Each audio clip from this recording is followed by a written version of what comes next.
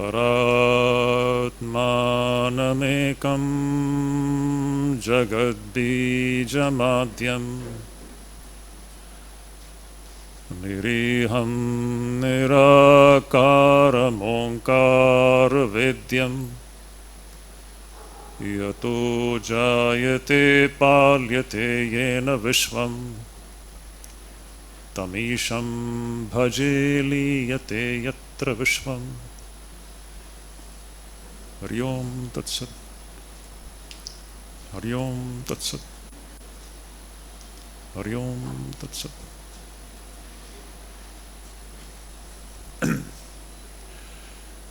এখানে উপস্থিত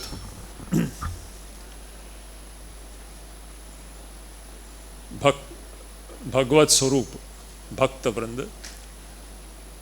আপনাদের সবাইকে আমার নমস্কার, ভালোবাসা, প্রীতি।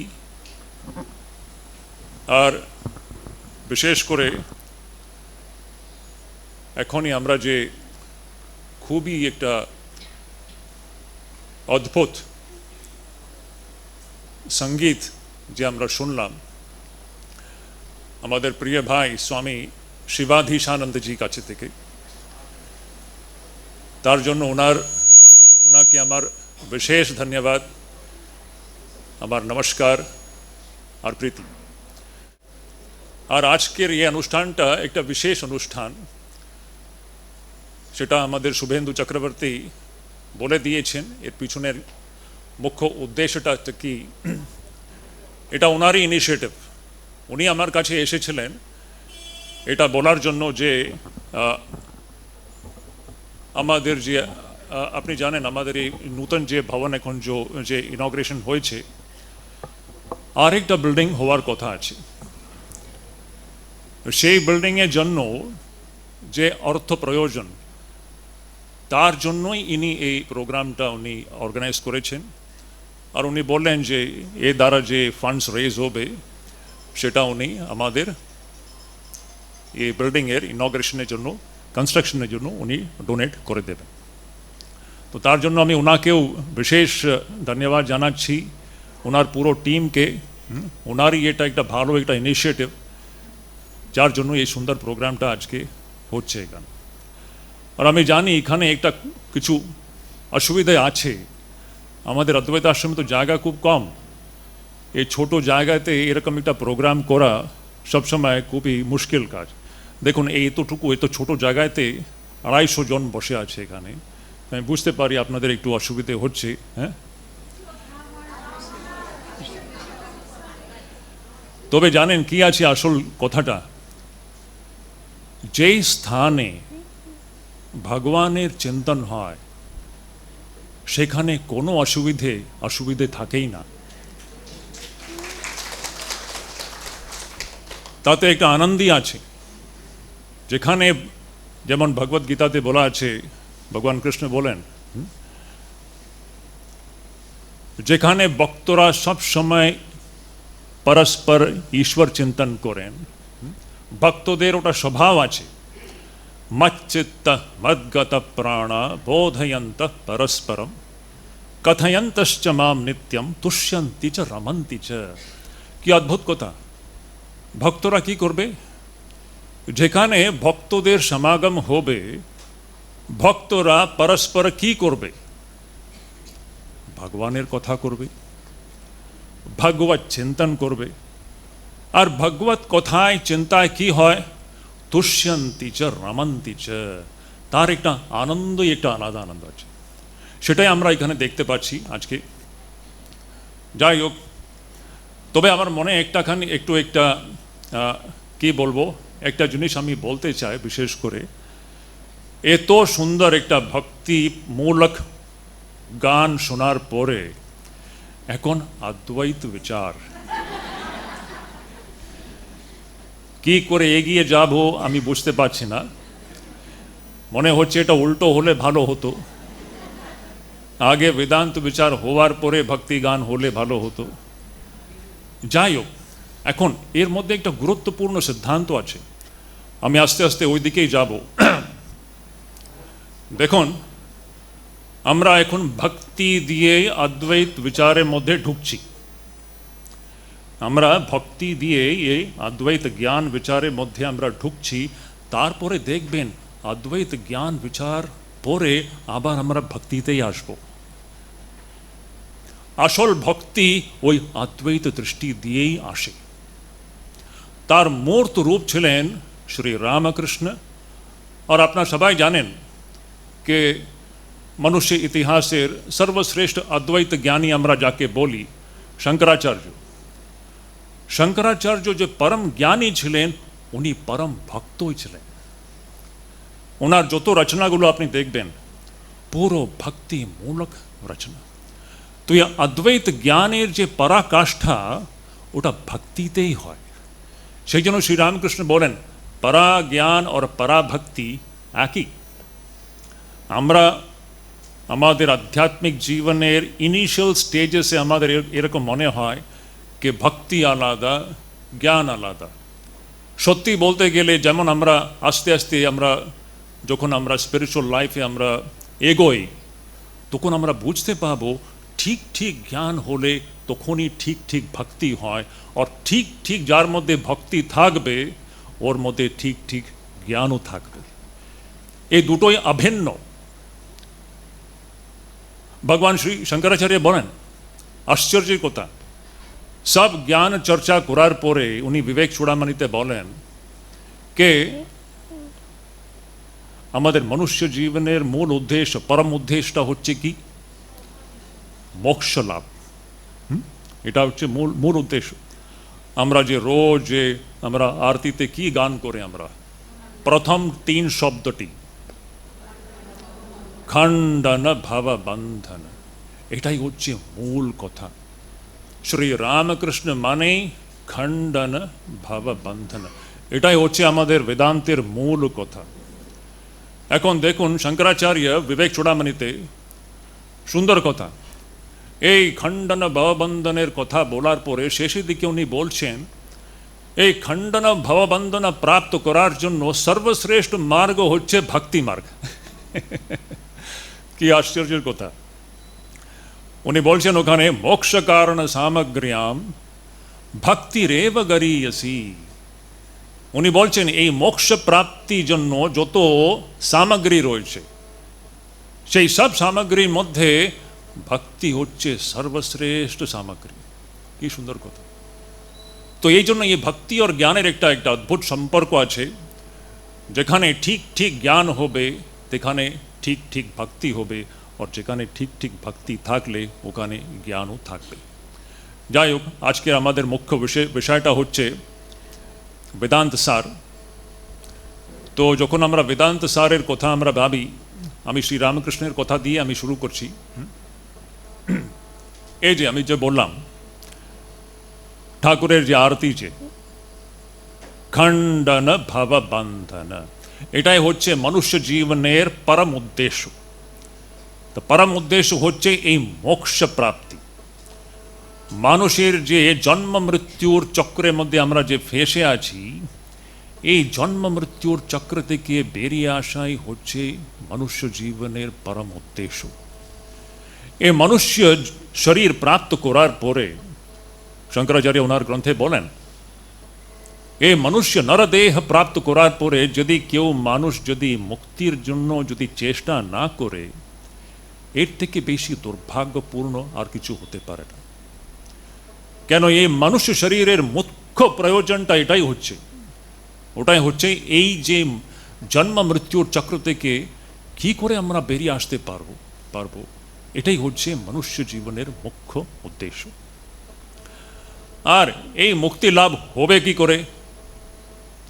এই মুক্তি লাভ তখনই হবে যে দিন আমরা পরম সত্য কি এই জ্ঞানটা আমরা প্রাপ্ত করব। আমি আবার বলছি, যে দিন আমরা এই পরম জ্ঞান লাভ করব যে পরম সত্যটা কি। পরম সত্য মানে আর কিছু না, আমার সত্য স্বরূপটা কি।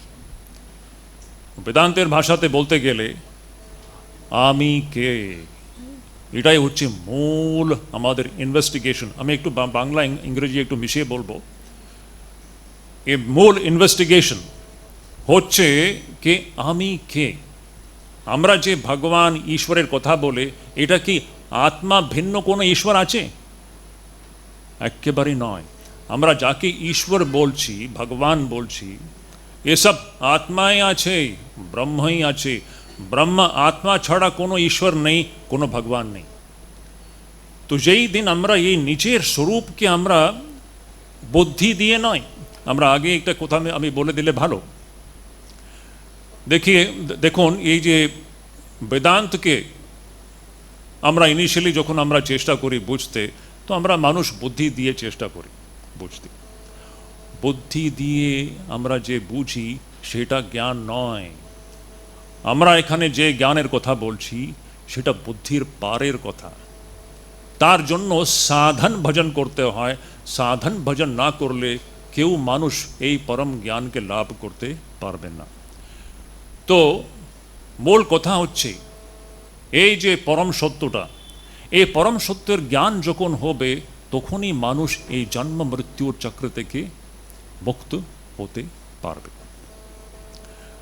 এখন যখন আমরা বেদান্ত সারের কথা বলছি, এই বেদান্তটা কি?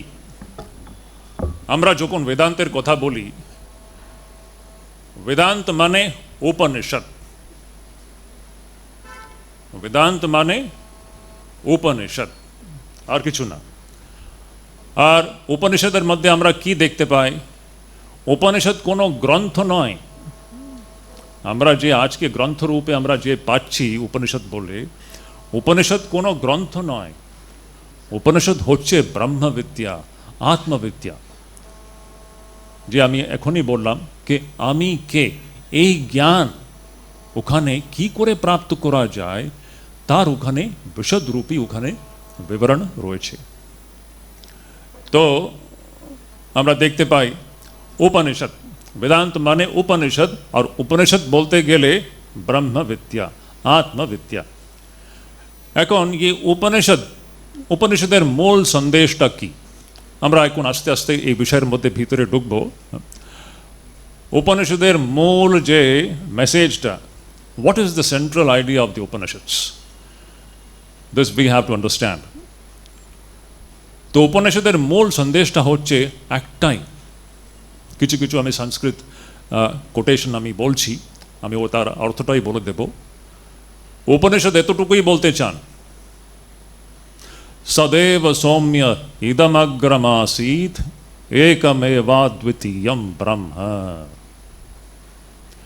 এই সৃষ্টি হওয়ার আগে দেখুন, এই উপনিষদের ঋষির ঘোষণা, it's a declaration to the entire human race. What is the ultimate reality? পরম সত্যটা কি? উপনিষদের ঋষির ঘোষণা কি আছে? এই যে আমরা সৃষ্টি দেখছি, এই সৃষ্টির উৎপত্তির আগে একটাই বস্তু ছিল, ওই বস্তুই আছে, আর সেই বস্তুই থাকবে। সেটা কি আছে? একমেবাদ্বিতীয়ম ব্রহ্ম। সেই সচ্চিদানন্দ পরব্রহ্ম যেটা অদ্বৈত আছে, অদ্বিতীয় আছে, সে ব্রহ্ম ছাড়া এখানে অন্য কোনো বস্তু নয়। দেখুন, we are going to be in great difficulty now. আমরা খুব মুশকিলে পড়ে যাচ্ছি এখন। ঋষিরা বলছে এখানে ব্রহ্ম ভিন্ন, ঈশ্বর ভিন্ন, এখানে কিছুই নয়। আমরা তো অলরেডি মুশকিলে পড়ে গেছি। আমরা তো এখানে ঈশ্বরকেই দেখতে পাচ্ছি না, আর ঈশ্বর ছাড়া আমরা সব দেখছি। আজকের আমাদের যে বোধটা যে রয়েছে, আমাদের বোধটা আর ঋষির দৃষ্টিটা একেবারে পরস্পর বিরোধী। Today our understanding about what is this, আমাদের কি বোধ আছে, আমরা চোখ দিয়ে যে দেখছি তার প্রতি আমাদের বোধটা রয়েছে এটা জগৎ, এটা জগৎ, এটা জীব, এটাই আমরা দেখি, এটাই আমরা বুঝি, আমাদের ধারণা এটাই রয়েছে। ঋষিরা বলছে ঠিক বিপরীত। ঋষিরা বলছে এখানে ব্রহ্ম ভিন্ন, ঈশ্বর ভিন্ন, ঈশ্বর ছাড়া এখানে কিছুই নয়। দেখুন, ওদের অনুভূতি আর আমাদের ধারণার মধ্যে কত পরস্পর বিরোধী ভাব রয়েছে। একমেবাদ্বিতীয় ব্রহ্ম। তারপরে ঋষিরা বলে নেহ নানাস্তি কিঞ্চন, এখানে বিন্দু মাত্র বহুত্ব নয়, বিন্দু মাত্র এখানে নানাত্ব নেই। আমরা যে বহুত্ব দেখি এখানে, জীব আছে, জন্তু আছে, পর্বত আছে, নদী আছে, আমাদের মনে হয় কি এসব ভিন্ন ভিন্ন পরস্পর বিরোধী। ঋষিরা বলছে এখানে কোনো ভেদ নেই, এখানে কোনো ভিন্নতা নেই, কোনো বহুত্ব নেই, কোনো নানাত্ব নেই। আশ্চর্য! আমাদের অনুভূতি কি আছে? আমরা আজকে শুধু নানাত্বই দেখছি, বহুত্বই দেখছি, আমরা এক বস্তুকে দেখতেই পাই না, ঠিক বিরোধী। তো উপনিষদ বলছে নেহ নানাস্তি কিঞ্চন। আর তারপরে উপনিষদ বলেন মৃত্যোস মৃত্যুম গচ্ছতি ইহ নানেব পশ্যতি। যে এখানে দেখুন, এটাই হচ্ছে আমাদের বন্ধনের কারণ। আমরা খণ্ডন ভববন্ধনের আমরা কথা যখন বলি, এই আমরা বন্ধনে এখানে কি করে পড়ে আছে? এই ভেদ দৃষ্টি হচ্ছে বন্ধনের মূল। আমি আবার বলছি, এই যে ভেদ দৃষ্টি যে আছে আমাদের মধ্যে, যে একটা ভেদ বুদ্ধি যে আছে कि এইটা জগৎ আর ঈশ্বর এই থেকে একটা আলাদা জিনিস, আমি আলাদা, জগৎ আলাদা, আর ঈশ্বর একটা অন্য একটা বস্তু। এটাই হচ্ছে আমাদের আজকের ধারণা। যতদিন এই ভেদ দৃষ্টি ভেদ বুদ্ধি থাকবে, ঋষিরা বলে মৃত্যুম স মৃত্যুম গচ্ছতি ইহ নানেব পশ্যতি। যতদিন আমরা এই নানাত্ব দেখব, শুধু নানাত্ব দেখার প্রশ্ন নেই, এই নানাত্বের প্রতি আমাদের মধ্যে একটা সত্যত্ব বুদ্ধি রয়েছে। আমরা যে দেখছি চোখ দিয়ে, তার প্রতি আমাদের একটা সত্যত্ব বুদ্ধি রয়েছে।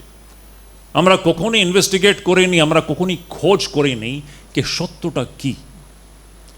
যতদিন এই রকম ধারণা থাকবে ততদিন দেখবেন অনেক সমস্যা আছে।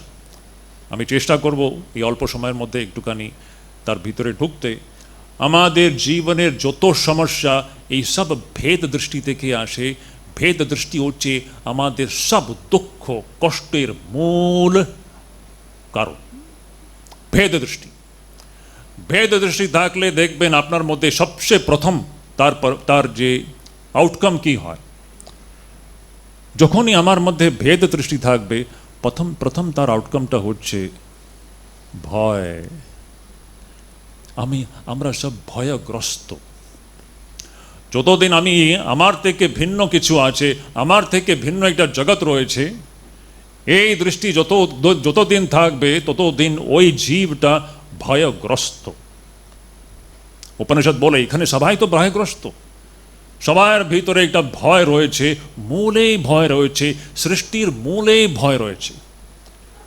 ভয়াদ অগ্নিস্তপতি ভয়াস্তপতি সূর্য ভয়াদ ইন্দ্রশ্চাগ্নিশ্চ মৃত্যুম ধাবতি পঞ্চমঃ। এখানে সব ভয়গ্রস্ত, কেউ ভয়মুক্ত নেই। যাই করুন আপনি, যতই ধন সম্পত্তি হোক, আপনি একে নিয়ে থাক, ওকে নিয়ে থাক, ভয় যায় না, বুকের ভিতর দিয়ে ভয় যায় না, যাবে না যতদিন ভেদ দর্শন হবে। দ্বিতীয়াদ বৈ ভয়ম ভবতি। মানুষের মধ্যে যে ভয় রয়েছে, প্রত্যেক জীব জন্তুর মধ্যে যে ভয় রয়েছে, এই ভয়ের মূল কারণটা হচ্ছে দ্বৈত দৃষ্টি, ভেদ দৃষ্টি। এরকম দেখবেন যত মানুষের জীবনের যে সমস্যা, তার মূলে রয়েছে এই ভেদ দৃষ্টি। তো এরকম দেখবেন উপনিষদের একটাই মূল সন্দেশ, উপদেশ কি আছে? ব্রহ্মৈবেদম সর্বম, আত্মৈবেদম সর্বম। আমরা যা কিছু দেখছি এখানে ব্রহ্ম আত্মা ছাড়া কিছুই নেই। আজকে যদিও আমরা এটা না বুঝতে পারি, পরম সত্যটা এটাই রয়েছে। এখন এই পরম সত্যকে প্রাপ্ত করা, সেটাকে অনুভব করাই মনুষ্য জীবনের পরম উদ্দেশ্য।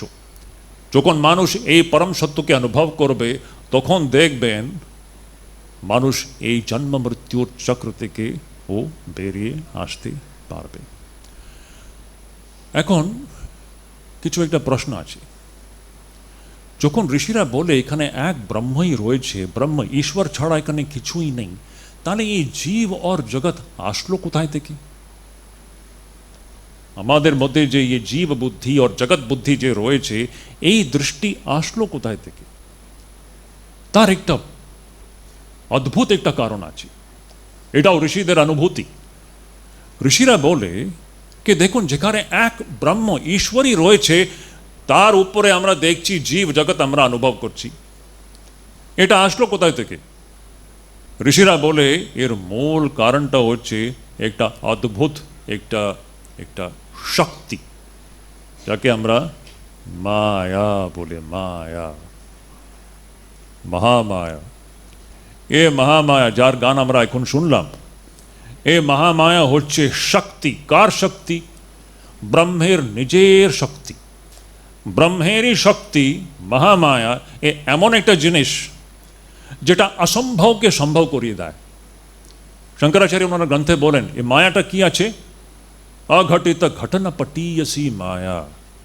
এ মায়া হচ্ছে এমন একটা শক্তি যেটা কখনই সম্ভব হতে পারে না, যেন ওটা সম্ভব করে দিয়ে যাচ্ছে। যেখানে শুধু ব্রহ্মই রয়েছে, ওখানে এই মায়া শক্তি দ্বারা যেন জীব আর জগৎ আমরা দেখছি। শুধু দেখছি না, জীব আর জগতের প্রতি আমাদের মধ্যে সত্যত্ব বুদ্ধি রয়েছে।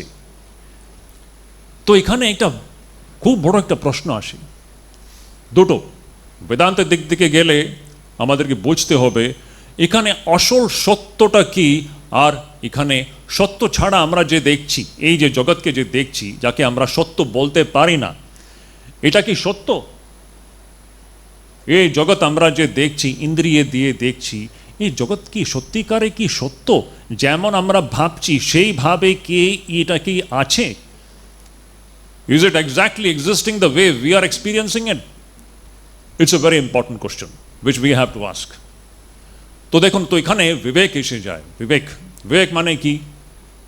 এখানে নিত্য বস্তু কি আছে আর অনিত্য বস্তু কি আছে, এর বিবেকটা হওয়া খুবই প্রয়োজন। এটা আমাদের দৈনন্দিন জীবনের এর অনুশীলনটা হতে হয়। দেখুন, আমি সাধনার কথা বলছি এখন। আমরা যখন সাধনার কথা বলি, তার মূলেই রয়েছে এই বিবেক। বিবেক ছাড়া কোনো সাধনা নেই। বিবেক মানে কি? সত্যটা কি আর যে অনিত্যটা কি, এর মাঝখানে যে যে ডিসক্রিমিনেশন যাকে বলে আমরা ইংরেজিতে, ওটা আমাদেরকে করতে হয়।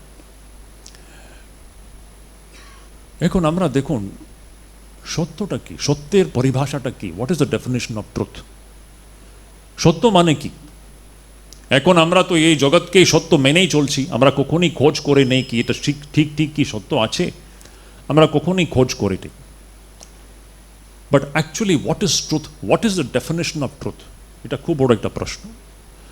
তো বেদান্তে বলা হয় সত্য মানেটা কি? সত্যকে বলা হয় ত্রিকাল অবাধিত। যেটা ত্রিকাল অবাধিত হবে সেটাই সত্য। ত্রিকাল অবাধিত মানে যেটা ভূতকালে, বর্তমানকালে আর ভবিষ্যৎকালে সব সময় যেটা থাকবে, যেটা আছে, সেটাকে সত্য বলা যায়। এখন একটা প্রশ্ন আমাদেরকে জিজ্ঞেস করতে হবে, আমরা যে অনুভব করি আমাদের ইন্দ্রিয় দ্বারা, কি আমরা কোনো জিনিস এমন অনুভব করি যেটা কি তিন কালে সব সময় থাকে? আমরা কখনো কোনো সময় আমরা একটা জিনিস এরকম আমরা অনুভব করিনি যেটাকে সব সময় থাকে। আমরা যা কিছু অনুভব করছি ও সব চলে যাচ্ছে, সব চলে যাচ্ছে, সব চলে যাচ্ছে। আপনারা ওকে ধরে রাখতে পারবেন না। যত বেশি আপনারা ওকে ধরতে চেষ্টা করবেন, ততই আপনারা বেশি দুঃখ পাবেন। এটা সব হাতছাড়া হয়ে যাচ্ছে, হাতছাড়া হয়ে যাচ্ছে। আমরা যা কিছু এখানে অনুভব করছি, এই সব প্রতিক্ষণ মান্যথা স্বভাব, এসব পরিবর্তনশীল। এখানে সব পরিবর্তনশীল আছে, সব ক্ষণভঙ্গুর আছে, সব নশ্বর আছে। আমাদের শরীর, এই শরীরকে নিয়ে দেখুন, যে শরীর এক সময় এক ছোট বাচ্চার মতো ছিল, এখন আজকে বুড়ো হয়ে গেছে। প্রতিক্ষণ মান্যতা স্বভাব, এ শরীর চলে যাচ্ছে, মন চলে যাচ্ছে, সব চলে যাচ্ছে। এই জন্যই একে মিথ্যা বলা হয়, এটাকে সত্য বলা যায় না। এটা সবসময় কি থাকবে? শরীর থাকবে? থাকবে না। কারোর শরীর থাকবে না, কোনো জিনিসই থাকবে না। আর এটাকেই যখন আমরা সত্য বলে ধরে থাকি, এটাই হচ্ছে আমাদের জীবনের সব দুঃখ কষ্টের মূল। তো দেখবেন বেদান্ত আমাদেরকে এটাকে বলে কি আমাদেরকে খোঁজ করতে হবে এই সত্য বস্তুটা কি। সেই জন্য শঙ্করাচার্য কি সুন্দরভাবে উনি ওনার গ্রন্থে বলেন, দুটো লাইনে উনি পুরো সত্যটা বলে দিয়েছেন।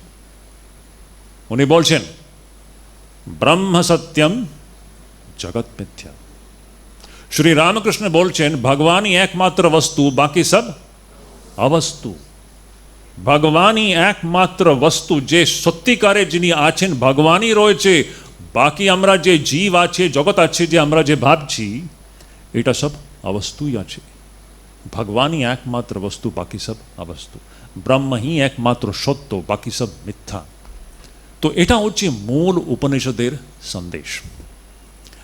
এখন দেখুন এই যে মায়া যে শক্তি যে রয়েছে অদ্ভুত ব্রহ্মেরই শক্তি, এই মায়াই সত্যকে ঢেকে দেয়।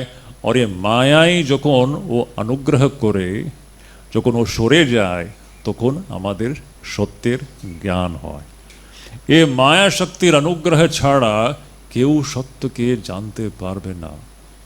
শঙ্করাচার্য ওনার বিখ্যাত অন্নপূর্ণা স্তোত্রতে উনি বলেন, अन्नपूर्णा स्तोत्र হয়তো আপনারা শুনেছেন, সুন্দর, নিত্যানন্দকারী বরাভয়কারী সৌন্দর্য রত্নাকারী, সুন্দর।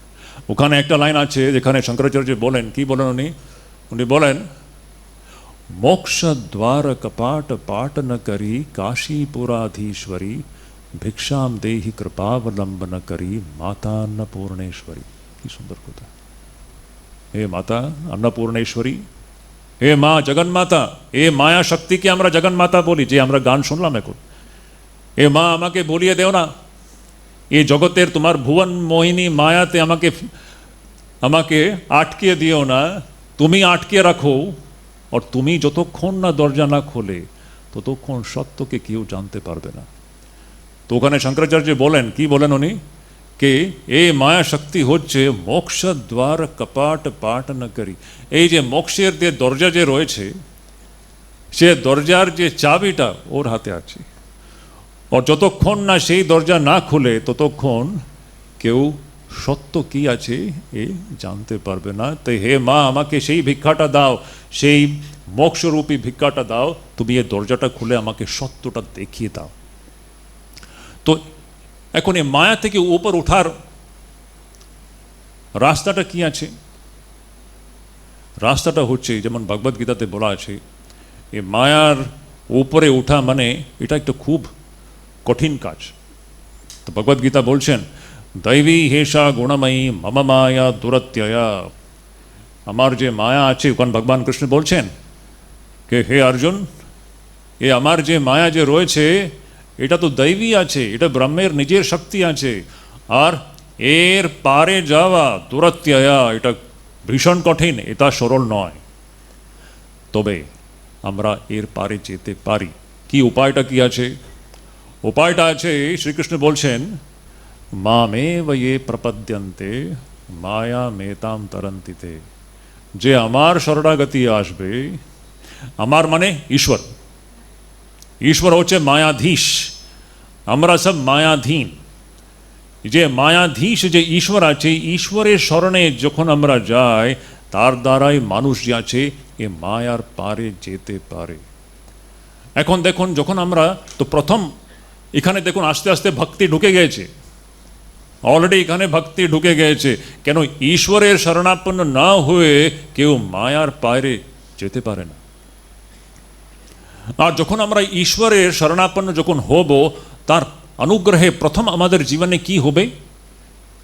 ঈশ্বরের অনুগ্রহের প্রথম যে সাইনটা, ইন্ডিকেটর, সেটা হচ্ছে আপনি দেখবেন আমাদের জীবনে বিবেক বৈরাগ্য জাগবে।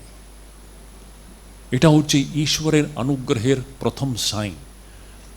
যে জীব, যে মানুষ, প্রতিটি নারী, যার জীবনের মধ্যে একটুখানি যদি বিবেক আর বৈরাগ্য জেগে ওঠে, এটা জেনে নিতে হবে এটার ঈশ্বরের, সে মহামায়ার, সে দেবী মারই অনুগ্রহ। তার অনুগ্রহ ছাড়া কারোর মধ্যে বৈরাগ্যের ভাব আসতে পারে না। উনি তো সবাইকে অন্ধ করে এই সংসারের মধ্যে ডুবিয়ে রেখেছেন। আর উনি নিজেই আমাদের মধ্যে বিবেকের প্রকাশ উনি জ্বালিয়ে দেন, আর আমাদের মধ্যে এই বৈরাগ্যের ভাবটাও জাগিয়ে দেন। তো যখনই আমাদের মধ্যে এই বিবেক বৈরাগ্য যখন আমাদের মধ্যে কাজ করতে শুরু করবে, তখন জেনে রাখতে হবে, যদি আমাদের মধ্যে একটুখানি বৈরাগ্যের ভাব আছে, দরকার নেই এই জগতের সুখ, যা আমরা জগতের ভোগ আমরা বলি, এই ভোগ নেই, এটা রোগ আছে। এখানে শুধু দুঃখই আছে, এখানে সুখটা কোথায়? শুধু অবিবেকীরা এখানে সুখ দেখে, বিবেকীরা এখানে শুধু দুঃখই দেখে, এখানে সুখ কোথায়? এইরকম যখন বিবেক আসবে, তখন জেনে নিতে হবে এটা ভগবান, ওই দেবী মা নিজের ওনার অনুগ্রহে আমাদেরকে এটা জানিয়ে দেওয়া হচ্ছে। তো বিবেক বৈরাগ্য হচ্ছে প্রধান জিনিস আমার আধ্যাত্মের পথে। দেখবেন বিবেক বৈরাগ্য ছাড়া কোনো আধ্যাত্ম সাধনা হতেই পারে না। আর নেক্সট, বৈরাগ্য আর বিবেক থাকলে তারপরে কি, এই মায়ার পায়রে যাওয়ার রাস্তাটা কি? ওখানে আসে যোগ, যাকে আমরা যোগ বলি। যোগ হচ্ছে সেই পরম সত্যকে প্রাপ্ত করার উপায়। শঙ্করাচার্য বলেন তৎপ্রাপ্তি উপায়। যোগ মানে কি? যোগ মানে আমি যোগাসনের কথা বলছি না। যোগ হচ্ছে ওই পরম ভগবানকে প্রাপ্ত করার উপায়, সাধন। আর যোগ আমাদের সুবিধের জন্য আমরা 4টা ভাগ করেছি। এটা শুধু আমাদের একটা আধ্যাত্ম জীবনের ইনিশিয়াল স্টেজে এরকম ভাগ করে আমাদেরকে বোঝানোর জন্য, এটা ভক্তি যোগ আছে, এটা জ্ঞান যোগ আছে, এটা কর্মযোগ আছে, এটা ধ্যান যোগ আছে। আসল কি আছে? সব যোগই আছে। যোগ কি আছে? সেই পরম পরমেশ্বরকে প্রাপ্ত করার উপায়। ওটা কর্ম। আমরা কোনো সাধক শুধু একটা নিয়ে চলে না, আমাদের মধ্যে সব থাকে অ্যাকচুয়ালি, আমরা এটা বুঝি না। আমরা যোগও করছি, তার মধ্যে ভক্তিও রয়েছে, তার মধ্যে জ্ঞান বিবেক বিচারও রয়েছে, বেদান্ত বিচারও রয়েছে, আর তার মধ্যে ধ্যানও রয়েছে। এই 4টা মিলিয়েই আমাদের যোগ চলছে। যোগ মানে সেই পরম লক্ষ্য প্রাপ্ত করার উপায়। তো দেখুন আমাদের জীবনে আমরা সব সাধকরাই আছে এখানে। সাধকের জীবনে আমরা দেখতে পাই, আমরা নিষ্কাম, দেখুন এই যে অনুষ্ঠান যেমন হচ্ছে এখানে, কেউ একজনের মধ্যে এটা একটা ভাব আসলো কি আমরা একটা অনুষ্ঠান করব, আর তার মধ্যে দিয়ে যে ধনরাশি যে সংগ্রহ হবে সেটা আমরা দান করে দেব। কিছু কর্ম করা হয়েছে নিঃস্বার্থভাবে, নিষ্কামভাবে, এটা হচ্ছে কর্মযোগ। যত আমাদের জীবনে এরকম আমরা কর্মযোগের যখন আমরা অনুশীলন করব, তখন দেখবেন আমরা তত এই পরম লক্ষ্য দিকে আমরা এগিয়ে যাব, তার আমরা কাছে পৌঁছে যাব। আচ্ছা, এর মধ্যে ভক্তিও রয়েছে। এটা আমরা করছি কেন? আমরা শুনেছি, বড়দের মুখ থেকে শুনেছি, শাস্ত্রের মুখ থেকে শুনেছি, গুরুর মুখ থেকে শুনেছি, ঈশ্বরই সত্য। ও ঈশ্বরকে ভালোবাসে আমরা এরকম কাজ করে, ঈশ্বরকে সব কিছু সমর্পিত করে আমরা এরকম একটা কাজ করছি। তো তার মধ্যে ভক্তিও রয়েছে, আর আমরা ধ্যানও করছি, আর আমাদের মধ্যে একটা বিবেক বিচারও রয়েছে। এই সব মিলিয়ে আমরা দেখবেন আমরা আস্তে আস্তে এই পরম লক্ষ্য পর্যন্ত আমরা পৌঁছানোর আমরা চেষ্টা করছি। এটাই হচ্ছে আমাদের সাধকের জীবনের আমরা বলতে পারি একটা যাত্রা। It's a journey of a spiritual aspirant which starts from a state of ignorance. अविद्या अज्ञान থেকে শুরু করে পরম জ্ঞান প্রাপ্তি পর্যন্ত এটা একটা জার্নি আছে। এটা লম্বা জার্নি। অনেক জন্ম সংসিদ্ধ ততো याति পরাম গতিম वासुदेव सर्वमिति समहात्मा सदुर्लभ बहूनां जन्मनां अन्ते ज्ञानवान मां प्रपद्यते वासुदेव सर्वमिति समहात्मा सदुर्लभ। ভগবান কৃষ্ণ বলেন কত জন্মের এইটা একটা জার্নি, এক জন্মে হয় না, আমরা কত জন্মের এটা আমাদের এটা জার্নি চলছে। প্রত্যেক জন্মে আমরা অল্প অল্প অল্প করে করে আমরা এই জন্মে এখানে পৌঁছেছি, হয়তো আর কয়েকটা জন্ম রয়েছে, কে জানে। এই দিকে এগিয়ে যাওয়াই হচ্ছে মনুষ্য জীবনের পরম উদ্দেশ্য। উত্তিষ্ঠত জাগ্রত প্রাপ্য বরান্নি বোধত, স্বামী বিবেকানন্দের অতি সুন্দর কথা। Arise, awake and stop not till the goal is reached. উঠো, জাগো, আর এই পরম লক্ষ্য প্রাপ্ত না হওয়া পর্যন্ত থামবে না। এটাই হচ্ছে এই পরম লক্ষ্য। আমরা যদিও এই কোটেশন আমরা সব কনটেক্সটে আমরা ইউজ করি, সেটা ভালো, বাট তার আসল মানেটা হচ্ছে এটাই, আমাদের জন্য মনুষ্য জীবনের পরম উদ্দেশ্যটা হচ্ছে এই মোক্ষ লাভ। আর যতক্ষণ না আমরা সেই লক্ষ্য পর্যন্ত আমরা পৌঁছই, ততদিন আমাদেরকে চেষ্টা করে যেতে হবে। শাস্ত্র যেমন রাস্তা দেখিয়ে গিয়েছে, মহাপুরুষরা যেমন রাস্তা দেখিয়ে গিয়েছে, সেই পথে আমাদেরকে চলতে হবে। পথটা সরল, গন্তব্য স্থানটা হচ্ছে মোক্ষ, আর পথটা হচ্ছে विवेक वैराग्य आधारित योग साधना। সরল ভাষায় বলতে গেলে পরম লক্ষ্যটা হচ্ছে খণ্ডন ভব বন্ধন। ওখানে পৌঁছবেন কি করে? वंचन काम कांचन अति निंदित इंद्रिय राग। এটা হচ্ছে বৈরাগ্য, ত্যাগ ঈশ্বর হে নরবর। শ্রী রামকৃষ্ণের যা কিছু ডিসক্রিপশন আছে, কি আছে? খণ্ডন ভব বন্ধন প্রাপ্ত হবে কি করে? যে প্রাপ্ত করার সাধনটা হচ্ছে বৈরাগ্য। বৈরাগ্য হচ্ছে পরম সাধন। বৈরাগ্য ছাড়া কখনো আমাদের আধ্যাত্মিক জীবনের উন্নতি হতে পারে না, ইম্পসিবল। শঙ্করাচার্যের সুন্দর একটা ওনার শ্লোক আছে, মোক্ষস্য হেতু প্রথমো নিগদ্যতে বৈরাগ্যম অত্যন্তম অনিত্য বস্তুষু। এ মোক্ষ প্রাপ্তি, এ খণ্ডন ভববন্ধনের প্রাপ্তির প্রথম হেতু উনি বলছেন, প্রথম, the first hetu of attaining this freedom from this bondage, वो प्रथम हेतु की होच्छे वैराग्यम अत्यंतम अनित्य वस्तुषु। अनित्य वस्तु प्रति तीव्र वैराग्य। भाषा সেই ভাষা, কি অদ্ভুত! এই মহাপুরুষরা সব একই ভাষা বলেন। শ্রীরামকৃষ্ণ যে বলেছেন वंचन काम कांचन अति निंदित इंद्रिय राग, ওই ভাষা ওখানে শঙ্করাচার্য বলেন वैराग्यम अत्यंतम अनित्य वस्तुषु। अनित्य वस्तु प्रति तीव्र वैराग्य। এখন দেখুন শ্রীরামকৃষ্ণের কথা বলছি, যদি আমাদেরকে পূরব দিকে যেতে হয় তো আমাদের কি করতে হয়? পশ্চিম দিকে আমাদেরকে মুখটা ঘুরিয়ে নিতে হয়। আমি পশ্চিমেও থাকবো, পূরবের পৌঁছে যাব, এটা কখনই হয় না। এটা শ্রীরামকৃষ্ণের কথা। ঠাকুর বলছেন যদি আপনাকে যদি পূরবের দিকে যেতে হয় তাহলে পশ্চিম দিকে সরতে হয়। এটাই হচ্ছে বৈরাগ্য। বৈরাগ্য, বিবেক বৈরাগ্য ছাড়া কখনো আধ্যাত্মিক জীবনের আমাদের উন্নতি হতে পারে না। তো মূল পথটা হচ্ছে এটাই। প্রথমটা হচ্ছে সম্পূর্ণভাবেই ঈশ্বর সমর্পণ। মামেব ये প্রপদ্যন্তে মায়া মেতাম তরন্তিতে। এ মায়ার জাল থেকে বেরিয়ে যাওয়ার যে মূল আসল জিনিসটা হচ্ছে ঈশ্বর সমর্পণম। তার সঙ্গে আমাদের যোগ সাধনা। আপনি বিভিন্ন ভাগে যোগ মানে কি আমি যেমন বললাম, যোগ হচ্ছে সেই পরম পরমেশ্বরকে প্রাপ্ত করার উপায়। ভক্তি যোগও আছে, ধ্যান যোগও আছে, কর্মযোগও আছে, জ্ঞান যোগও আছে। সব রকম যে কোনোভাবে কেন না হোক, ওই পরম পরমেশ্বর পর্যন্ত যেতে হয়। যেই আমাদেরকে ওখানে নিয়ে যায় সেটাকে আমরা যোগ বলি। স্বামী বিবেকানন্দের সরল ভাষায় এই সব জিনিস স্বামী বিবেকানন্দ খুব সুন্দর করে উনি বলছেন।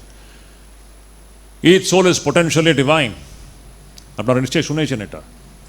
Each soul is potentially divine. The goal is to manifest this divinity. প্রতিটি জীব, প্রতিটি পুরুষ, প্রতিটি নারী কি আছে? আত্মাই আছে। আমরা আজকে ওটা জানি না, এটা মহামায়ার খেলা, অজ্ঞানের খেলা, আমরা জানি না। ও জানাই হচ্ছে আমাদের জীবনের মুখ্য উদ্দেশ্য। Each soul is potentially divine. And the goal is to manifest this divinity. What is the goal? আমরা কেন বেঁচে আছি? এটা একটা খুব বিরাট বড় একটা প্রশ্ন। আমরা এই শরীরে কেন বেঁচে আছি? সত্যি বলতে গেলে এই শরীরে একটাই প্রয়োজন, এই ডিভিনিটিকে ম্যানিফেস্ট করা। আমাদের ভিতরে যে সুপ্ত দিব্যত্ব যে রয়েছে, সে দিব্যত্বকে ম্যানিফেস্ট করাই হচ্ছে আমাদের মনুষ্য জন্মের একমাত্র উদ্দেশ্য। তাছাড়া এর কোনো উদ্দেশ্য নেই। এটা তো এমনি মরে যাবে একদিন। আমরা সারা জীবন কি করেছি? তখন খুবই আমাদের মধ্যে পশ্চাতাপ এসে যাবে যদি আমরা আমাদের এই জীবনকে আমরা ভক্তিমূলক যদি না বানাই, জ্ঞানমূলক যদি না বানাই, তার পরিণাম শেষের দিকে যেমন শঙ্করাচার্য বলেন, বালস্তাবৎ ক্রীড়াসক্তঃ तरुणस्तावत् तरुणी रक्तः वृद्धस्तावत् चिंतामग्न परमे ब्रह्मणि कोऽपि न लग्न भज गोविंदम गोविंदम भज मूढ़मते संप्राप्ते सन्निहिते मरणे नहीं नहीं रक्षति डुंग्रं करणे। কি অসাধারণ কথা। ছোটবেলায় আমরা কি খেলনা দিয়ে আমরা খেলি, ছোট বাচ্চারা খেলনা দিয়ে খেলি, ওই রকমই আমরা সারা জীবন শুধু খেলনা দিয়েই খেলছি, আমরা আর কিছু হচ্ছে না। শঙ্করাচার্য বলতে চান আমরা নানা রকম, যেমন ছোট বাচ্চারা বিভিন্নভাবে খেলনা নিয়ে খেলে, তো তাতেই ডুবে আছে। হ্যাঁ, যতদিন আমরা সেই খেলনা নিয়ে খেলাতেই আমরা ব্যস্ত, ততদিন দেখবেন ভগবানের দিকে মনটা যাবে না। পরমে ব্রহ্মণি কোপি না লগ্ন, হ্যাঁ, পরব্রহ্ম দিকে মনটা কখনো যায় না। সেই জন্য উনি বলছেন ভজ গোবিন্দম ভজ গোবিন্দম, হে ভগবানের স্মরণ করো, হরিনাম বলো, এই হরি কি আছে এটা জানার চেষ্টা করো, আমি কে এটা জানার চেষ্টা করো। এটাই হচ্ছে মানুষের জীবনের মুখ্য উদ্দেশ্য। তার জন্য ভজ গোবিন্দম গোবিন্দম ভজ মূঢ়মতে সম্প্রাপ্তে সন্নিহিতে মরণে। মৃত্যু দরজায় সামনে দাঁড়িয়ে আছে, আমরা এটা বুঝতে পারি না। মৃত্যু একেবারে দরজায় সামনে দাঁড়িয়ে আছে আর আমরা এখানে খেলনা নিয়ে ব্যস্ত। একটু ভেবে দেখুন কি দুঃখদ ঘটনা ঘটেছে এই কয়েকদিন আগে, এক মাস আগে। ওই ফ্লাইটের উপরে নামবার আগে, উঠার আগে ওনারা কি ওই প্যাসেঞ্জার্স কি জানতেন কি এই 5 মিনিট পরে কি হবে? এক মাস আগে যে আহমেদাবাদে, গুজরাতে যে ভয়ঙ্কর দুঃখদ একটা দুর্ঘটনা ঘটলো, হ্যাঁ, দেখুন এই যে কোনো ব্যক্তির জীবনে হতে পারে। আমরা কি বলতে পারি কি আমরা কালকে সকালে উঠবো? কেউ কেউ কি বলতে পারে কালকে সকালে আমরা ঘুম থেকে উঠবো? এটা কেউ ডেফিনেটলি বলতে পারে? কালকে হয়তো আপনি সমাচার পেয়ে যাবেন স্বামী সুধীদানন্দজি চলে গেছেন, যা কিছু হতে পারে।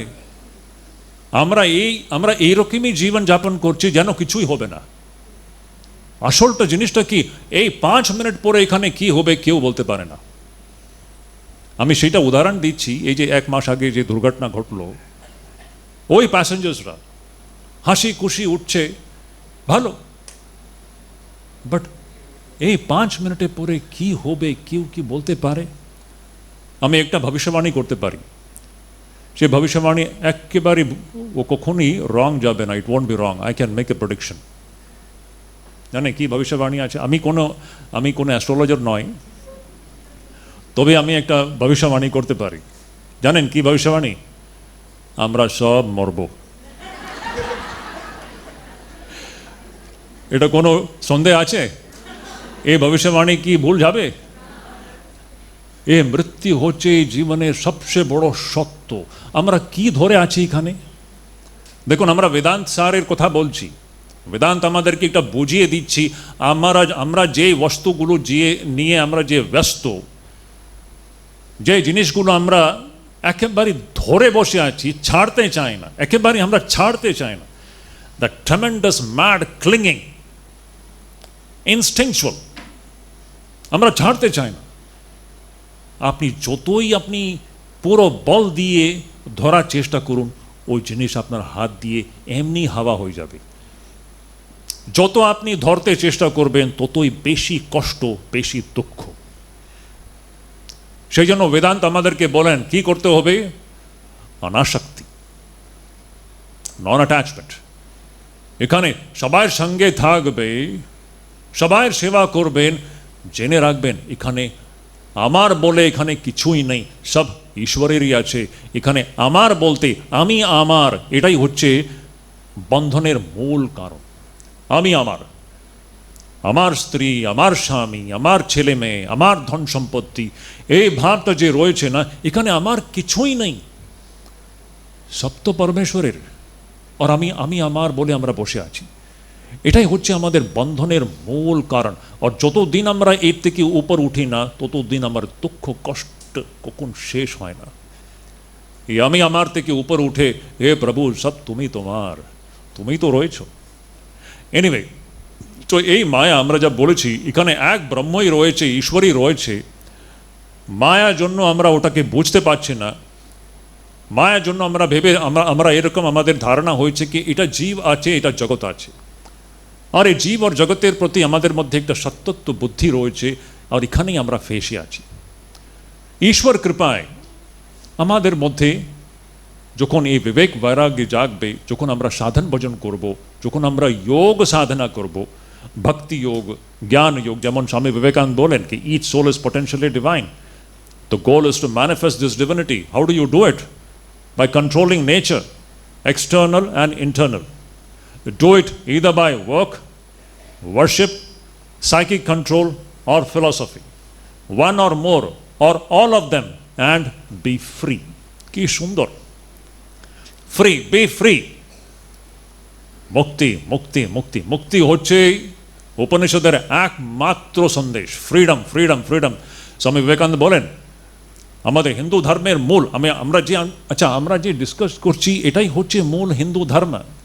হিন্দুদেরকে বুঝতে হবে এটাই হচ্ছে আসল হিন্দু ধর্ম, যার মূল কথা হচ্ছে মুক্তি। It's a song of freedom, the freedom from this bondage, the bondage of birth and death. এই জন্ম মৃত্যুর চক্র থেকে বেরিয়ে আসা হচ্ছেই আমাদের হিন্দু ধর্মের মূল সন্দেশ ও করার একটা প্রক্রিয়া আছে। তো এইরকম দেখবেন এই মায়ার থেকে বেরিয়ে আসার পথটা হচ্ছে ঈশ্বরের পথে পায়ে সমর্পণ আর বিবেক বৈরাগ্য মূলক যোগ সাধনা যখন আমরা করি, তখন দেখবেন আমরা আস্তে আস্তে এই আমাদের লক্ষ্য পর্যন্ত আমরা পৌঁছতে পারব। একটা কথা বলি, আমরা এই যে আমাদের জীবনের যাত্রা, এটা উপনিষদের মধ্যে একটা সুন্দর একটা দৃষ্টান্ত দিয়ে আমাদেরকে বোঝানো হয়েছে। এই দৃষ্টান্তটা হচ্ছে দুটো পাখির, হয়তো আপনারা শুনে থাকবেন, এটা খুবই বিখ্যাত একটা দৃষ্টান্ত। তো ওখানে এটাকে আমাদের এখানে উল্লেখ করাটা উচিত এই ডিসকাশনের মধ্যে। তো এখানে ওই মুন্ডক উপনিষদের এই দৃষ্টান্ত আসে দুটো পাখির কথা। দেখুন, এই সংসার যে আমরা দেখছি এর তুলনা একটা বৃক্ষের সঙ্গে করা হয়েছে। আমরা যে সংসারকে আমরা চোখ দিয়ে দেখছি, এই সংসারকে একটা বৃক্ষের সঙ্গে তুলনা করা হয়েছে। আর এই বৃক্ষের মধ্যে দুটো পাখি রয়েছে। একটা উঁচু পাখি, উঁচু, একেবারে উঁচু উপরে বসে আছে, ওই বৃক্ষের একেবারে উপরে বসে আছে। আর একটা পাখি হচ্ছে নিচে বসে আছে। আমরা সব এই নিচে বসার পাখির সমান।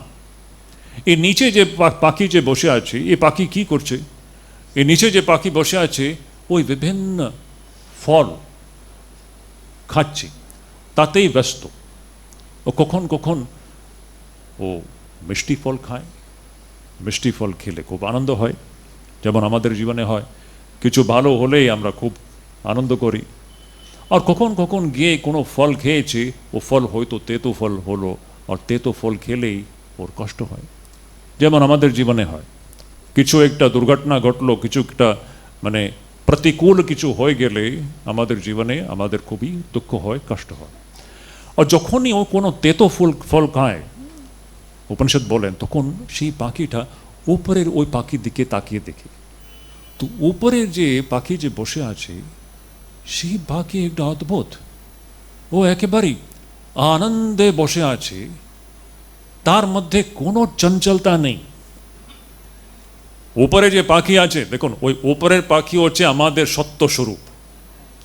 উপনিষদ বলতে চাই যে আমাদের সত্য স্বরূপ সেই রকম আছে, যেটা সবসময় আনন্দে একেবারে আনন্দময় আছে, পুরো আলো, চৈতন্যের আলো, আর ওর মধ্যে কোনো চঞ্চলতা নেই, একেবারে নিশ্চল শান্তভাবে একেবারে রাজার মতো বসে আছে ওখানে।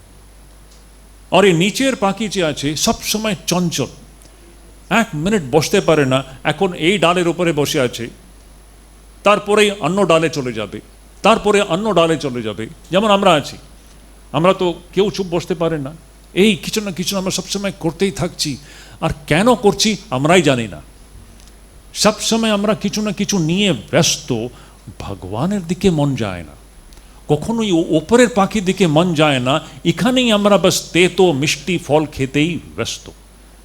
সো উপনিষদ ওখানে বলেন কি নিচে যে পাখি যে আছে, ও যখনই কোনো তেতো ফল খায়, তখন ওর কষ্ট হয়, হতেই ও উপরের পাখির দিকে তাকিয়ে দেখবে, তখন একটুখানি উপরে যাওয়ার চেষ্টা করবে, আবার ওই বলে যাবে, উপরের পাখিকে বলে যাবে, আর আবার ফল খেতে শুরু করবে, আবার কোনো তেতো ফল খাবে, তখন কষ্ট হবে, আবার একটু উপরে দেখবে। এইরকম এটা আমাদেরই কাহিনী অ্যাকচুয়ালি। আমরা যখনই কিছু কষ্ট হয় তখনই আমরা ভগবানকে একেবারে ডাকি, এ ভগবান কি হয়ে গেল, তাই না? যতক্ষণ এখানে সব কুছ ঠিক চলছে ততক্ষণ আমরা অনেকবার আমরা ভগবানকে বলেই যাই। যখন জীবনে কোনো দুঃখ কষ্ট যখন আসে তখনই হঠাৎ করে হে প্রভু কি হয়ে গেল, কেন হয়ে গেল, এটা আমার সঙ্গে কেন হলো, তখন নানা রকম প্রশ্ন, ভগবানকে নিয়েই আপত্তি, এটা আমার সঙ্গে কেন হলো, নানা রকম। তো এইরকম এই নিচুর পাখি আস্তে আস্তে আস্তে করে ও উপরের পাখির দিকে এগিয়ে যাচ্ছে। শেষের দিকে যখন ওই নিচের পাখি উপরের পাখির একেবারে কাছে পৌঁছে যায়, অদ্ভুত ওখানে বর্ণনা আছে। দেখুন, শেষের দিকে এই নিচের পাখি যখন উপরের পাখি খুবই কাছে পৌঁছে যায়, ও উপরের পাখির যে আলো, তার যে আনন্দময় যে তার অস্তিত্ব, আস্তে আস্তে এই নিচের পাখি উপরের পাখির মধ্যে বিলীন হয়ে যায়। আর যখন পুরো বিলীন হয়ে যায় তখন পরম জ্ঞান হয়। তখন জ্ঞান কি হয়, ও নিচুর পাখি কখন ছিলই না। ভাবা যায়, এই নিচুর পাখি যে আজকে আমরা যে সত্য বলে মনে করছে, সত্যি কথা ঋষিরা বলে ও নিচের পাখি তো শুধু একটা প্রতিবিম্ব মাত্র। কার প্রতিবিম্ব? ও উপরের পাখির প্রতিবিম্ব। It's just a reflection of that supreme reality. আসল কথা এটাই হচ্ছে উপনিষদের মূল কথা। আমরা যাকে জীব আর জগৎ বলছি, আসলে যদি আমরা খোঁজ করি, এটা খুব আশ্চর্যের কথা। আমি সবসময় বলি, দেখুন, কোনো মানুষের ভিতরে যদি আমরা খোঁজ করি, এই মানুষটা জিনিসটা কি, প্রতিটি স্ত্রী আর পুরুষ, যখন আপনারা দেখবেন, আপনারা যখন মানুষের ভিতরে যখন খোঁজ করবেন, মানুষ অদৃশ্য হয়ে যাবে, ঈশ্বর প্রকট হয়ে যাবে। ঠাকুর একটা সুন্দর কথা বলেন, পেঁয়াজ আছে না, পেঁয়াজের যদি ছিলকা আপনারা ছাড়াতে শুরু করবেন, শেষে দেখবেন পেঁয়াজ বলে কোনো জিনিসই নেই, ভিতরে কিছুই নেই, তাই না? ওই রকম বেদান্ত বলে কি যখন আমরা এই মানুষকে যখন আমরা খোঁজ করি, এই মানুষ কি, we are not investigating into it. If you dig into the human being vanishes and God emerges. কোথায় গেল জীব আর জগৎ, কোথায় গেল, ভগবান প্রকট হয়ে যায়। When you investigate into the world vanishes, Ishvara emerges. আমি আবার বলছি, when you investigate into the human being vanishes, God emerges. প্রত্যেকের ভিতরে সেই প্রভু পরমেশ্বরী বসে আছে। ওই প্রভু পরমেশ্বরী হচ্ছে এত রূপের আমাদের সামনে দাঁড়িয়ে আছে। দেখুন, আমাদের এখন দৃষ্টি পুরো পাল্টে যাবে। যখন বেদান্তের মধ্যে যদি ঢুকলে আমাদের দৃষ্টি যে আছে পুরোপুরি পাল্টে যাবে, ঈশ্বরের প্রতি আমাদের ধারণাই পাল্টে যাবে। তো উপনিষদ কি বলতে চায়, শেষের দিকে বলবেন, এখানে আমরা যা কিছু দেখছি এইসব ঈশ্বরেরই রূপ, আমরা এটা বুঝতে পারছি না, ঈশ্বরই রয়েছে এত রূপে। উপনিষদের মূল যে ফাইনাল যে যখন জ্ঞান হবে, যখন আমরা আস্তে আস্তে ওই নিচুর পাখির মতো যখন আমরা আস্তে আস্তে উপরের পাখির দিকে আমরা এগিয়ে যাব, তখন শেষের দিকে আমাদের যে দৃষ্টি কি হবে, এখানে যা কিছু রয়েছে সে প্রভু পরমেশ্বরই রয়েছে, প্রভু পরমেশ্বর ছাড়া এখানে কিছুই নেই। এটা হবে আমাদের শেষের দিকে দৃষ্টি। তো দেখুন, ঈশ্বর একটা রূপ বিশিষ্ট ঈশ্বরের ধারণা। আজকে দেখুন, আমরা ঈশ্বরকে একটা রূপে আমরা দেখতে চাই। এটা দেখুন, এটা আমাদেরকে বুঝতে হবে তার রিলেটিভ সেন্সে। আমাদের আজকে ধারণা কি আছে, মন্দিরে ঈশ্বর বসে আছেন, একটা রূপে বসে আছেন। মন্দিরের বাইরে যে আছে সব জগৎ আছে। ঈশ্বর মন্দিরে আছে, একটা রূপে আছে, আর মন্দিরের বাইরে যে আছে এটা পুরো জীব আর জগৎ আছে। এটা আমাদের আজকের ধারণা। আসল দেখুন, আস্তে আস্তে যখন আমাদের জীবনে স্পিরিচুয়াল প্রোগ্রেস হবে, তখন আমাদের দৃষ্টিটাও আস্তে আস্তে চেঞ্জ হতে লাগবে। তখন দেখবেন ঈশ্বর কোনো স্থান বিশিষ্ট নয়, কোনো রূপ বিশিষ্ট নয়, এখানে ঈশ্বরই রয়েছে, এত রূপে রয়েছে। এটাই শ্রী রামকৃষ্ণ নরেনকে শিখিয়ে দিয়েছিলেন। আপনারা জানেন সেই ঘটনাটা, কাশীপুরে যখন নরেনের তখন তো স্বামী বিবেকানন্দ হননি উনি, নরেনের যখন নির্বিকল্প সমাধি হলো, নরেন চাইছিলেন কি সবসময় আমি সমাধিতে তো মগ্ন থাকবো। উনি ঠাকুরকে বলতেন, ঠাকুর আমি সবসময় সমাধিতে বসতে চাই, আমি চোখ খুলে বাইরে আসতে চাই না, নিচে আসবো শুধু একটুখানি জল কিছু খাওয়ার জন্য, তা নাহলে আমি সমাধিতে বসে থাকবো। তো শ্রীরামকৃষ্ণ নরেনকে শিখিয়ে দিয়েছেন, নরেন এটা তুমি কি বলছো, তুমি চোখ বন্ধ করলে ভগবান, চোখ খুলে কি আছে, কিছু অন্য আছে, এটা ঈশ্বরের তো রূপ, এখানে যা কিছু আছে ঈশ্বরেরই রূপ আছে। এটাই হচ্ছে উপনিষদের মূল কথা। তারপরে পরবর্তীকালে স্বামী বিবেকানন্দ নিজেই ওনার যে ফেমাস ওনার যে কবিতা যে উনি লিখেছেন, যেখানে উনি বলছেন বহুরূপে সম্মুখে তোমার ছাড়িয়ে কোথায় খুঁজেছ ঈশ্বর। এই ঈশ্বরই তো রয়েছে এত রূপে, আমরা বুঝতে পারছি না। আমরা আবার বলছি, যে কোনো মানুষের ভিতরে আপনি খোঁজ করুন, মানুষ চলে যাবে, ঈশ্বর প্রকট হয়ে যাবে। আমরা যাকে জগৎ জগৎ জগৎ বলছি, এই জগৎ ততদিন থাকবে যতদিন আমরা খোঁজ করি না। If you investigate, if you dig into it, the world vanishes, God emerges. এটা হচ্ছে উপনিষদের মূল সন্দেশ। তখন ঈশ্বর কোনো একটা রূপ বিশিষ্ট থাকবে না, কোনো স্থান বিশিষ্ট থাকবে না, যা কিছু আছে এখানে ঈশ্বরই আছে, ঈশ্বর ছাড়া এখানে আর কিছুই নয়। এটা হচ্ছে একটা অন্তিম কথা, শেষের কথা। আমরা জানি এখন আমরা অনেক দূরে আছি, আমাদের মধ্যে সেই দৃষ্টি আজকে নেই। তবে দেখুন, আমরা যখন বেদান্ত চর্চা যখন করি, তো তার আলটিমেট দৃষ্টি হচ্ছে এটাই যে যা কিছু আছে এখানে ঈশ্বরই আছে, ব্রহ্মই আছে। এটা কি আছে? এটা সগুণ ব্রহ্ম আছে। আমরা যাকে সগুণ ব্রহ্ম বলি, এটা সগুণ ব্রহ্মই তো আছে। তো ঈশ্বর কোথায়? আমরা যা কিছু দেখছি, অজ্ঞানে আমরা বলি কি এটা জীব আছে, এটা জগৎ আছে, জ্ঞানীরা বলবে এটা ব্রহ্মই আছে, ঈশ্বরই আছে, ঈশ্বরেরই এত রূপ। এখন দেখুন, এখন এই যে পরম অদ্বৈত জ্ঞান, ঈশ্বর ছাড়া এখানে কিছুই নেই, এখানে ঈশ্বর ভিন্ন কিছুই নেই। এখন এর থেকে কি আসবে জানেন? পরম ভক্তি আসবে। যখন এই দৃষ্টি আসবে যে এখানে ঈশ্বর ছাড়া কিছুই নেই, তখন সেই মানুষের মধ্যে ভক্তি ভাব সহজ থাকবে। ওর জন্য সব দিব্য। এমন নেই কি ভগবান শুধু মন্দিরে আছে। ওর ভক্তি এখন, যেমন ভগবদ গীতার ভাষা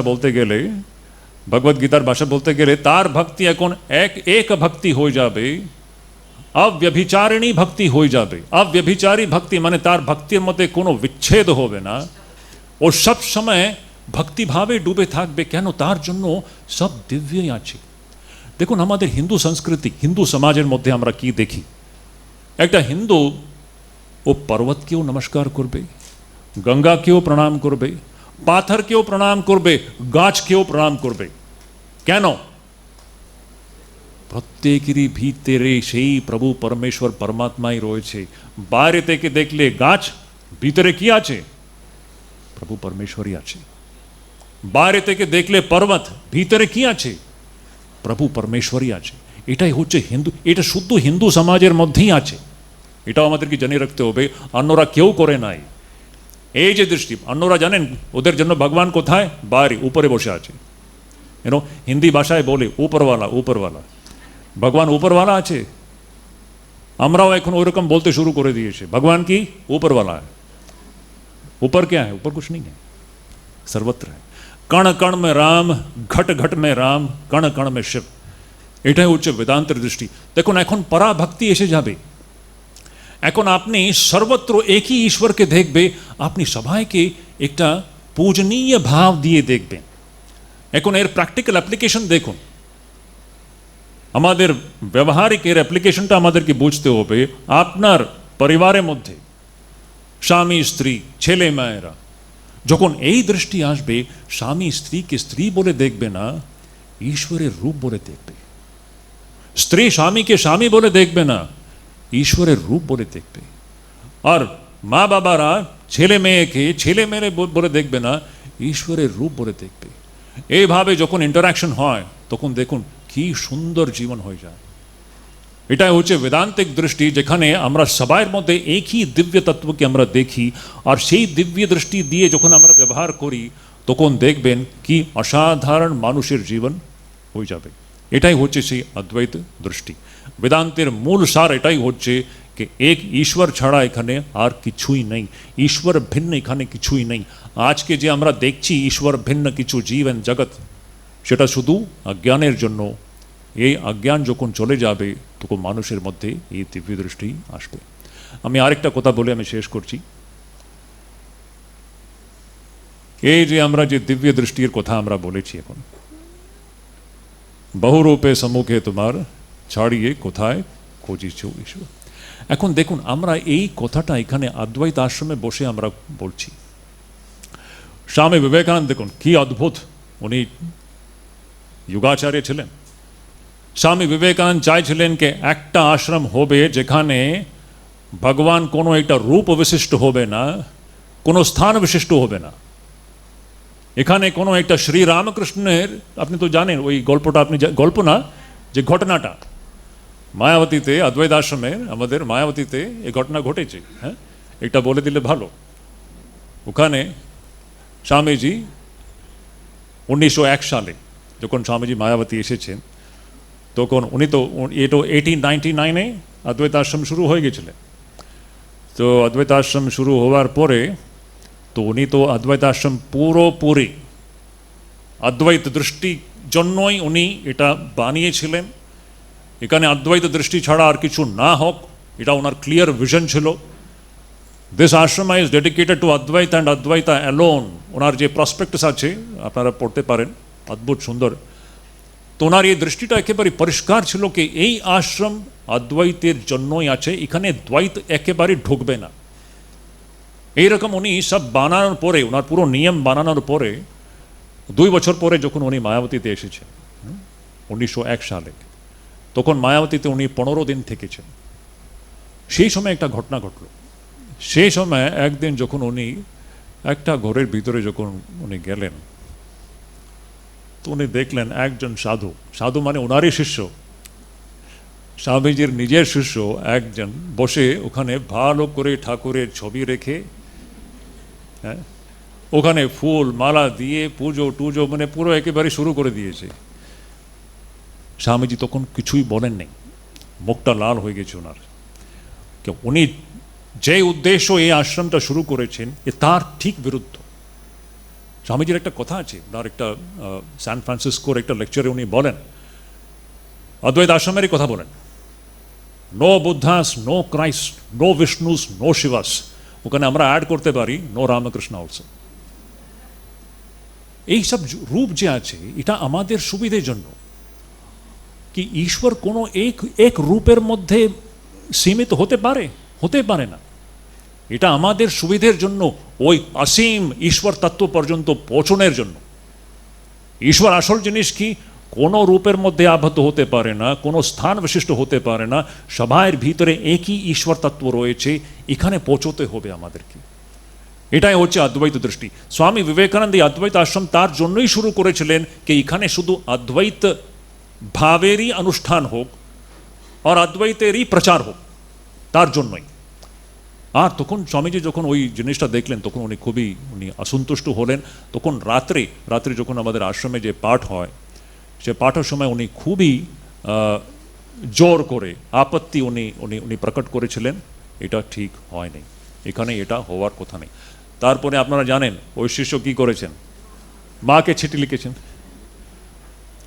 উনি এটা ভেবেছেন যে মাকে যদি বলা হয় কি এখানে নরেন ঠাকুরের পুজো করতে দিচ্ছে না, তো মনে মনে ভেবেছে মা তো নিশ্চয়ই ঠাকুরের দিকেই যাবেন। হ্যাঁ, যতই হোক ওনার স্বামী ছিলেন। তো মা কি, উনি হচ্ছেন ওই মহামায়া বলুন, মায়ার বিশেষ রূপ বলুন। হ্যাঁ, উনি ওখান থেকে একটা সুন্দর চিঠি উনি লিখে দিয়েছেন কে দেখো নরেন যে করছে সেটাই ঠিক। ঠাকুর ছিলেন অদ্বৈত, আর আমি এটা নিশ্চিতভাবে বলতে পারি তোমরা সব ঠাকুরেরই ডিসাইপলস আর তোমরা সব অদ্বৈতবাদী আছো। দেখুন একটা খুব বড় কথা সব ভক্তদেরকে জানতে হবে, আমাদের মূল বিচারধারা হচ্ছে অদ্বৈত। উপনিষদেরই বিচারধারা। ঠাকুর কোনো নূতন কিছু সৃষ্টি করার জন্য আসেনি। এসব মহাপুরুষরা একই সত্য কথা ওদের জীবনে দেখিয়ে দিয়ে গিয়েছেন। ওরা শ্রীরামকৃষ্ণ হচ্ছেন উপনিষদের মূর্ত রূপ। উপনিষদের মূল সন্দেশ কি? ঈশ্বর ছাড়া এখানে কিছুই নেই, এখানে ঈশ্বর ভিন্ন কিছুই নেই। ঈশ্বর ভিন্ন যতদিন আমরা দেখছি ততদিন জন্ম মৃত্যুর চক্র থেকে মানুষের মুক্তি হতে পারে না। সেই খণ্ডন ভববন্ধন হবে যখন আমরা এটা দেখব কি এখানে ঈশ্বর ছাড়া কিছুই নেই। তো সেটাই হচ্ছে অন্তিম আমাদের গন্তব্যস্থান। আর ওখানে পৌঁছানোর জন্যই আমাদের সাধন বাজে। দেখুন, আমরা যা কিছু সাধনা করছি, উপাসনা করছেন, আপনারা জপ করছেন, তীর্থযাত্রা করছেন, যা কিছু করছেন, এই সব আমাদেরকে আস্তে আস্তে আস্তে ঈশ্বরের যে ধারণা নিয়ে আমরা চলছি তার মধ্যে আস্তে আস্তে দেখবেন বিকাশ হতে শুরু করবে। আর আস্তে আস্তে যেমন আমাদের ঈশ্বরের ধারণা বিকশিত হবে, শেষের দিকে দেখবেন আপনি এখন ঈশ্বর কোনো একটা রূপের মধ্যে সীমিত দেখবেন না, আপনি ঈশ্বরকে সর্বত্র দেখবেন। দেখবেন জীব আর জগৎ বলে কোনো জিনিস নেই, একটা ঈশ্বরই, একটা সগুণ ব্রহ্মই রয়েছে। এখানে ঈশ্বর ভিন্ন কিছুই নেই। এখানে আমরা কোনো না কোনো দিন, এই জন্মে হোক 10 জন্ম পরে হোক, এটাই হচ্ছে আসল আমাদের গন্তব্যস্থান। তো ওখানে পৌঁছানোর জন্যই এইসব যা কিছু আমরা সাধন ভজন করছি। এনিওয়ে, আমি এটা বলে আমার বক্তব্য এখানে শেষ করছি। তো বেদান্ত সার বলতে গেলে আমাদেরকে বুঝতে হবে উপনিষদের শুধু এতটুকুই কথা। আচ্ছা, মূল কথা হচ্ছে একমেবা দ্বিতীয়ম ব্রহ্ম। ওটা সগুণ ব্রহ্ম হোক বা নির্গুণ ব্রহ্ম হোক, ব্রহ্ম, এই নির্গুণ সগুণ আমরা ভাগ করছি। ব্রহ্ম তো নিজে বলে না কি আমি সগুণ আছি, আমি ব্রহ্ম আছি। ব্রহ্ম তো ব্রহ্মই আছে। এখানে এক ঈশ্বর তত্ত্ব ছাড়া দ্বিতীয় কোনো বস্তু নেই। এটাই হচ্ছে বেদান্তের মূল উপদেশ।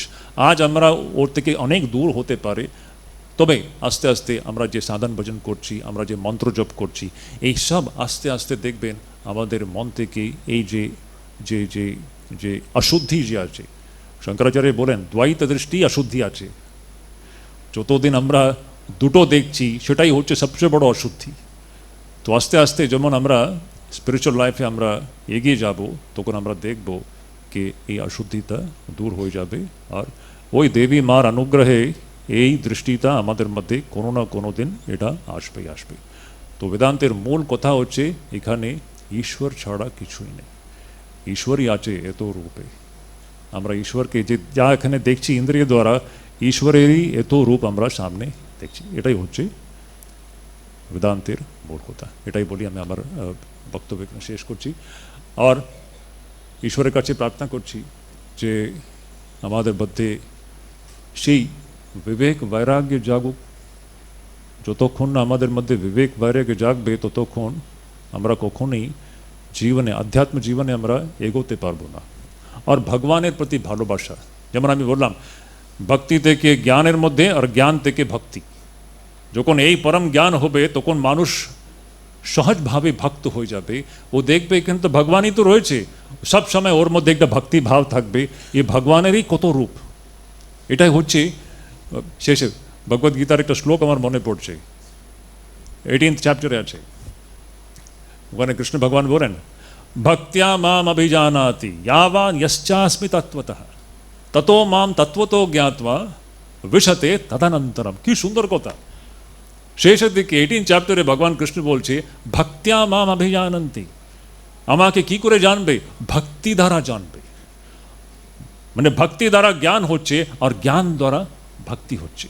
কি সুন্দর এই জ্ঞান আর ভক্তির যে সমন্বয় যে আমরা ভগবদ গীতাতে দেখতে পাই, সব মহাপুরুষদের জীবনে দেখতে পাই, শঙ্করাচার্যের জীবনে দেখতে পাই। আমরা ওকে পরম জ্ঞানী বলে জানেন। ও কত বড় উনি কত বড় উনি ভক্ত ছিলেন, এটাও আমরা ওনার জীবনে আমরা দেখতে পাই।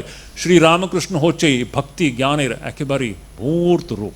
আর ওনার জন্য, শ্রীরামকৃষ্ণের জন্য কি ছিলেন বলুন? ভগবান ছাড়া কিছু জানতেন উনি? এক ঈশ্বর ছাড়া কি উনি কিছু জানতেন? এটাই হচ্ছে বেদান্তের মূল সার।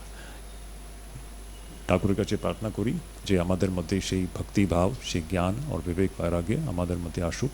এটাই প্রার্থনা, এটাই বলে আমি আমার বক্তব্য শেষ করছি। ওম শান্তি শান্তি শান্তি। হরি ওম তৎসৎ।